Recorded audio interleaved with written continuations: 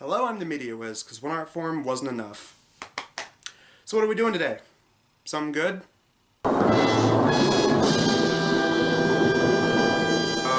hello, Video Brinquedo. We meet once again.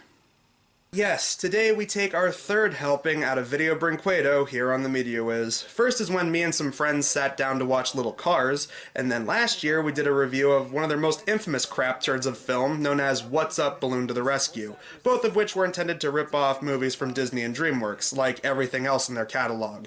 And today we got another one, Robo aka Tiny Robots, intended to be a rip-off combination of Disney Pixar's WALL-E, which is a great movie, and 20th Century Fox's Robots, which, aside from some memes, isn't that good.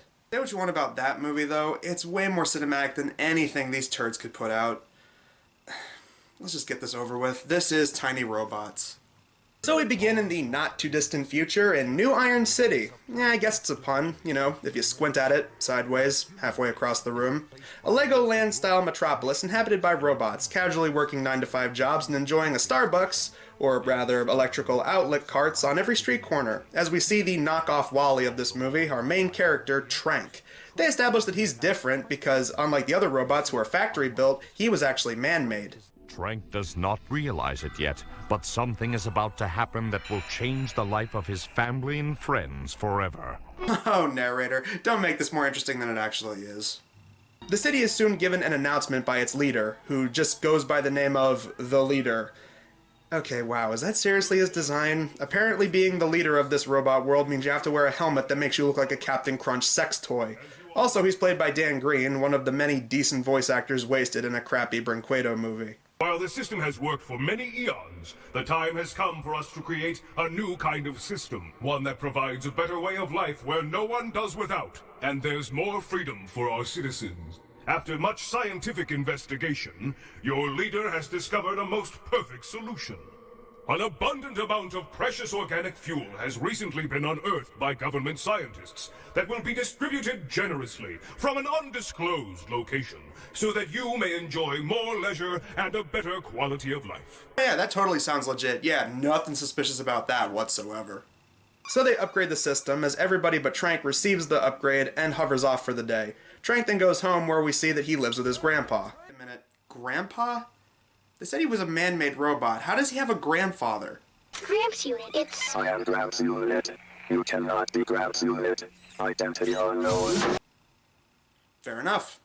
Don't tell me we're going back to oil and electricity. No, there's some new organic energy source that'll supply the fuel for the whole city without the need for factories. But that doesn't make any sense! New organic who's it what now? What kind of bunk are they giving us? Grandpa seems like a very opinionated type of guy, you know? Get him a few cans of the hard stuff, seems like he's gonna go on about those damn Robo millennials and how he's glad they went to war with them damn oxygen breathers.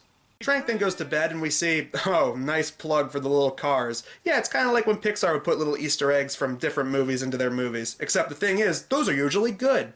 Trank wakes up from a nightmare as we see that his bedroom is supposed to be a giant motherboard. I would say that's a creative visual, but it's kind of reminding me of the Lego lawn from the Groovenians. This is not a good thing. Grandpa, you wouldn't believe the dream I just had.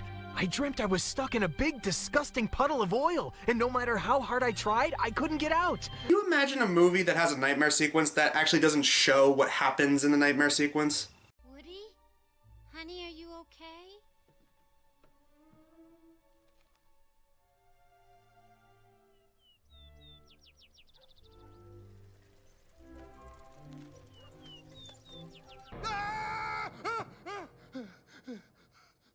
Yes, he's not as effective. Trank notices that Grandpa's missing and that there's a hole in the front door. He leaves the house as it seems that everyone is nowhere to be found. Well, all Trank has to do now is befriend a cockroach and start collecting trash. Nah, he's soon then pursued by 2 security robots because he's not factory built. And now we see Video Brinquedo's trademark technique of somehow making a chase sequence uninteresting.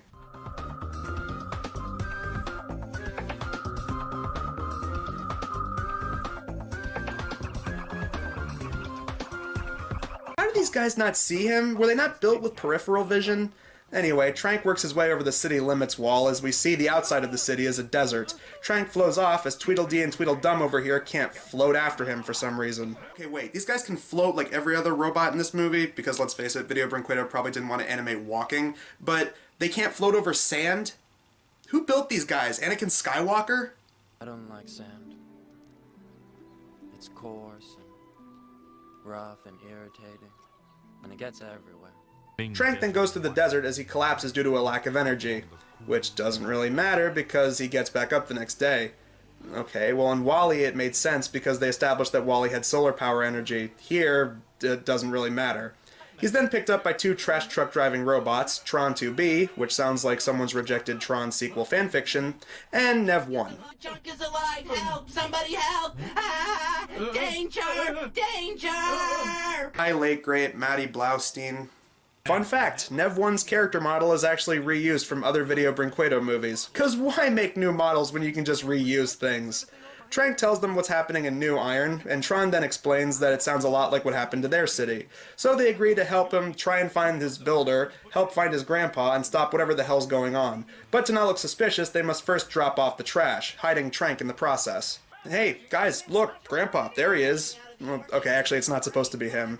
You know, whenever they reused models earlier, it's lazy, but I could at least buy it because they were all the same factory-made bots. Here, they reused the design of a crucial character in the story. Like, that's not confusing at all.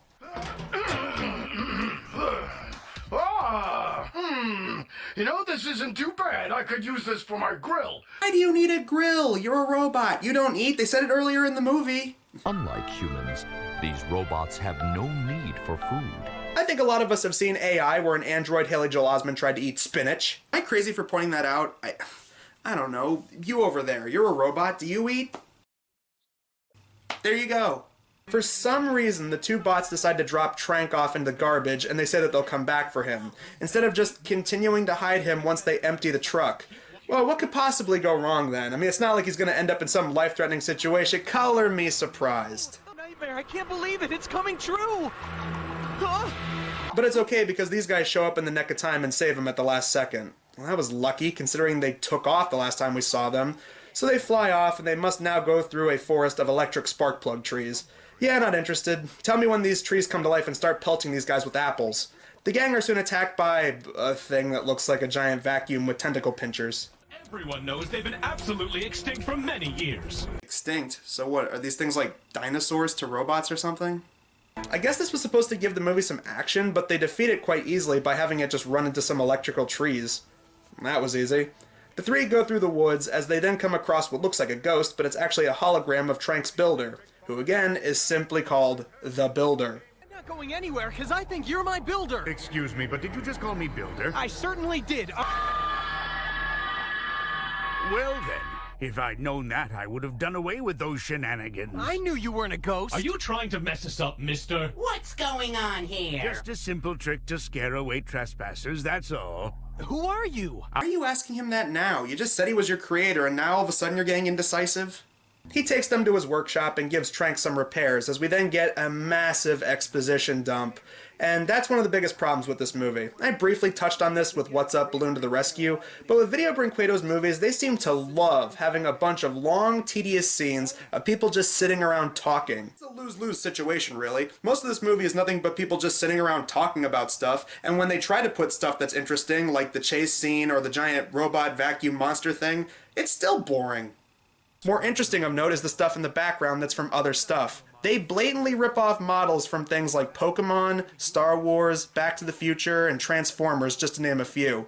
Man, I knew it was lazy for them to just blatantly rip off movies, but now they're just straight up taking copyrighted imagery and putting it in the background. It's not cute, it's not a tribute, it's not a reference, it's just there. Those times are long gone now.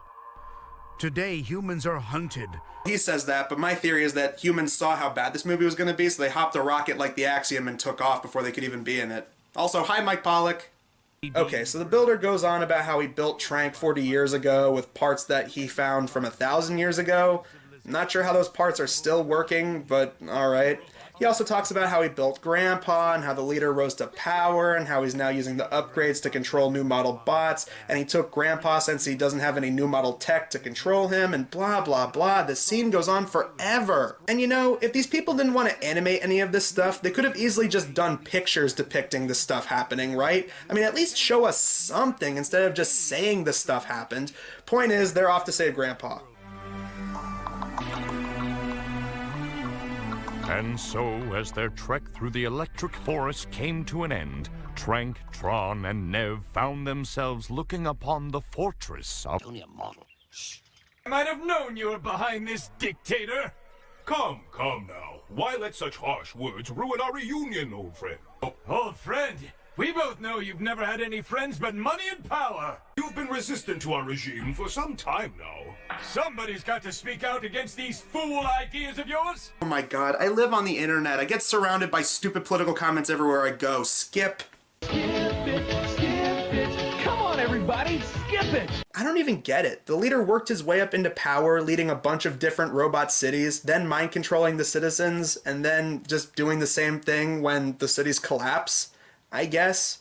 Wouldn't it make more sense if there was some power-hungry second-in-command who wanted to take over? Yeah, you could say it's ripping off the 20th Century Fox movie, but when has that stopped them before? Hear me out. Imagine if every robot in these cities had chips that made them unique from everybody and gave them special abilities that were different from everybody else. And then this power-crazed robot somehow takes these chips away from them without them knowing, so that way he can have control over all of them, and I just now realized I'm describing the plot to Escape from Cluster Prime. Never mind. As these guys try to work their way into the building, Trank ends up getting attacked by the giant vacuum thing again, and he's dragged into a giant pit of oil. Meanwhile, Grandpa's being brainwashed by the leader. Oh, nice use of Metropolis footage in the background. Yeah, use that copyright-free footage as you please, you lazy pricks. Trank somehow escapes the clutches of the vacuum of doom. I just have to ask, audience, what the hell happens here?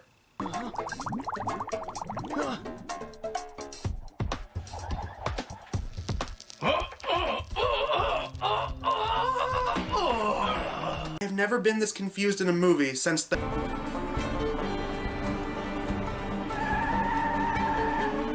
Trank pretends to be under the leader's control, and when he's not looking, he slips a virus-laced floppy disk into the system, breaking the leader's control over everyone. The security droids then take the leader away, and the main characters head off back to New Iron City, and the movie just kinda stops. We don't see the builder again, what happened to the other bots, no kind of proper wrap-up. That was Tiny Robots, and to the surprise of nobody, it sucked. The voice actors are wasted, the story itself really doesn't go anywhere with its snail-like pacing, the characters are uninteresting, and like usual from Video Brinquedo, it's not even remotely subtle with what's being ripped off. But the biggest problem with this movie is, like I said earlier, it's just plain boring. Even more than the other two I've reviewed, this movie just drags on with scenes of people just sitting around talking about things instead of having things happen. And the sad thing is, if the story was retooled, it probably could have worked. Wouldn't have been great, but it would have been something more if it was in the hands of people who actually gave a crap. But then again, that's too much to expect from these people, of course. As for how it compares to the other two Video Brinquedo movies I've talked about, it flounders in the middle. It doesn't have enough funny bad moments like some of the little Cars movies, and it's not insultingly awful like What's Up, Balloon to the Rescue. So while this movie isn't good, it's not the worst thing I've seen from this company. I don't know. Am I going soft? Am I being too fair on this because I've reviewed other movies that were comparatively worse? I don't know. You over there, you talk about bad movies with your robot friends on a daily basis. What would you say about this movie? It stinks. Yeah, that's true. And you over there, you're a robot movie reviewer. What would you say about this movie depicting your people? This movie needs to go f itself and I couldn't have said it better myself. See, so in these tried times where it seems like we're all so divided on so many different things, it's good to see that both man and machine could put their differences aside and agree on one thing. Video Brinquedo movies are still terrible no matter what. I'm the Media Wiz, because one art form wasn't enough.